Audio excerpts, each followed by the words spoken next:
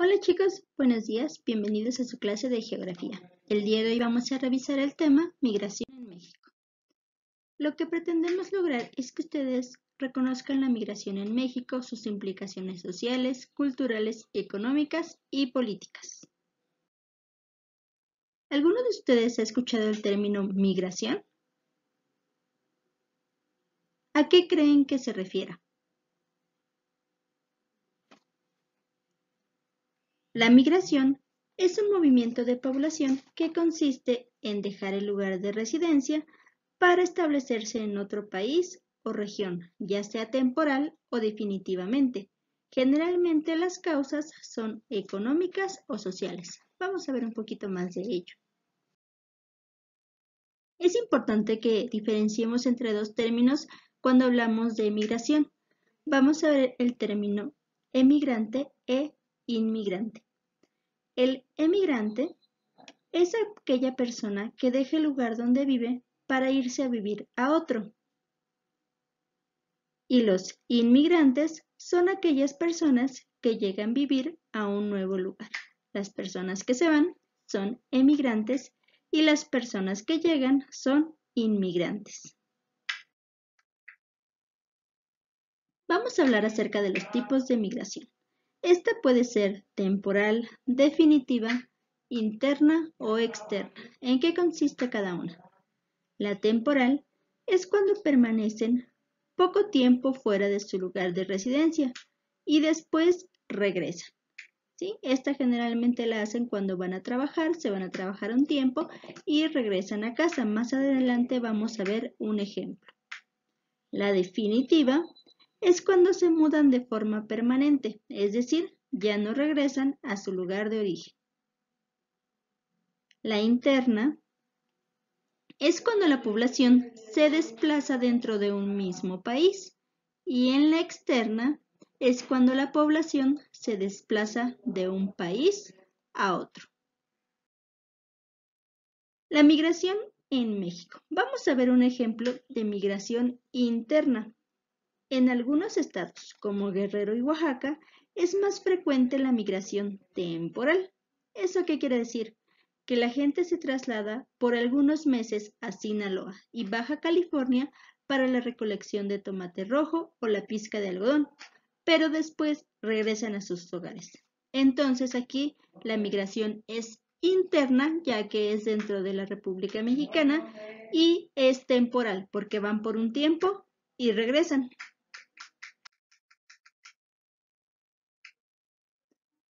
Pero también en México se da la migración externa. Tenemos aquí un dato que nos dice que en 2015 uno de cada 10 mexicanos era emigrante, es decir, que se iba a otro país. Los principales países de destino eran Estados Unidos, Canadá, España, Bolivia y Alemania. ¿Sí? Entonces, esta migración igual es externa, pero en algunos casos es temporal, es decir, que se van un tiempo, o definitiva, que se fueron y ya no regresaron. ¿Cuáles son las causas de esta migración? Es la falta de empleo. Cuando vimos el tema de problemas rurales, nos encontramos que muchas veces no se generan suficientes empleos y los pocos empleos que hay pues son mal pagados. Esto genera pobreza. Marginación, aquí se refiere a que no tenemos todas las mismas posibilidades de elevar nuestra calidad de vida. Y la inseguridad. Entonces, todo esto, muchas veces por todo esto la gente se va de su lugar de origen a otro porque no hay muchos empleos. Por ejemplo, la gente en el campo que se dedica a las cosechas, cuando el clima no les favorece, es decir, llueve mucho y las cosechas se echan a perder, o bien no llueve y estas no se dan, entonces ellos no tienen ingresos, no tienen recursos con los cuales alimentar a su familia y cubrir otras necesidades. Es por eso que se ven obligados a dejar sus tierras para ir en busca de una mejor calidad de vida.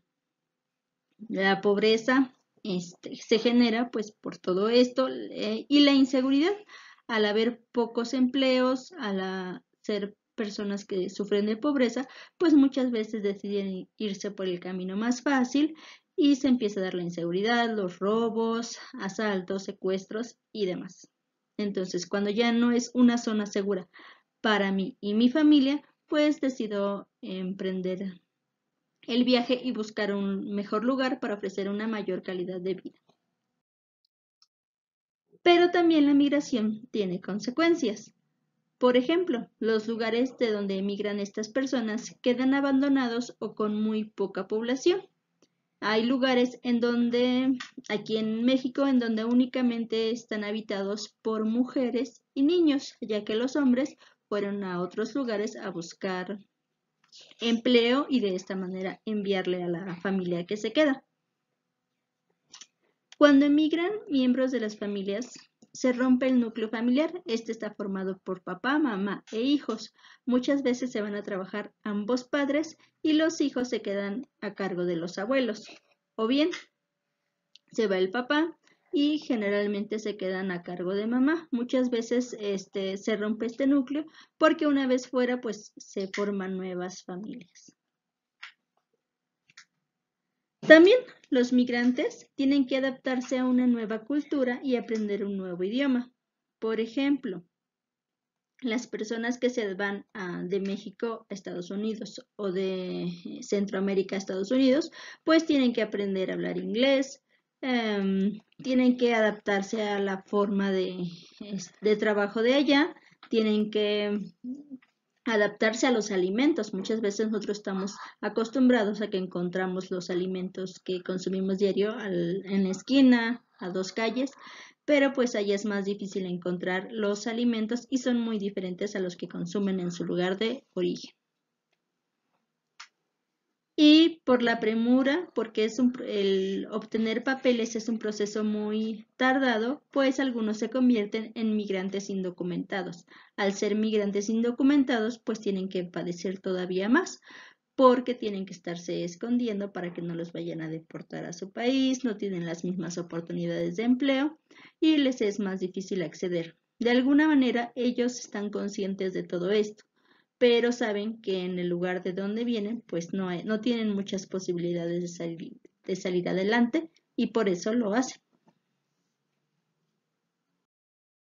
Muy bien, ahora, ¿cuáles son sus actividades para el día de hoy? Ustedes tienen esta hojita en sus anexos. En el punto número 1 van a buscar palabras relacionadas con migración, que fueron las que acabamos de revisar, y van a señalarlas en la sopa de letras. Después van a colocar sobre la línea la palabra que complete correctamente la oración. Dice, por ejemplo, los mexicanos que salen del país en busca de mejores condiciones de vida producen migración. Si salen del país, ¿qué sería? ¿Interna o externa? Si salen del país, sería migración externa. ¿Okay? Después tenemos el punto número 2. Dice, marca con una X la forma de migración predominante que se presenta en cada entidad. Para ello, se van a apoyar en su libro de Atlas de México, páginas 28 y 29. Allí aparecen 2 mapas. En el primero, la emigración y en el segundo, la inmigración. Ustedes van a ver qué es lo que predomina más, si la migración o la emigración. Y van a tachar qué es lo que más se da. Por ejemplo, en el estado de Veracruz. Ustedes si observan, pueden ver qué es lo que observan los 2 mapas y ven que uno está señalado en color café y el otro en color naranja. Entonces, ¿qué es lo que más se da? ¿Hay más gente que se va o más gente que llega? Si ustedes observan, hay más gente que se va de Veracruz que la que llega. Por lo tanto, voy a tachar la emigración. Así, ¿vale? Y van a hacer lo mismo con los demás estados. Ahora, dice, rodea los nombres de los países a los que se dirige la mayoría de los migrantes mexicanos. También lo acabamos de ver en la presentación. Y por último, anota K en las causas de la migración y CO en las consecuencias.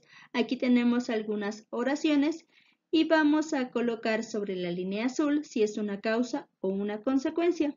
Por ejemplo, el primero dice, los lugares de emigración quedan abandonados o con poca población. Esta sería una causa o una consecuencia. Sería una consecuencia. Y voy a colocar sobre la línea con. Y así van a realizar con cada una de las actividades. Listo, chicos, sería todo por el día de hoy. Si tienen alguna duda, saben que pueden escribirme. Hasta pronto.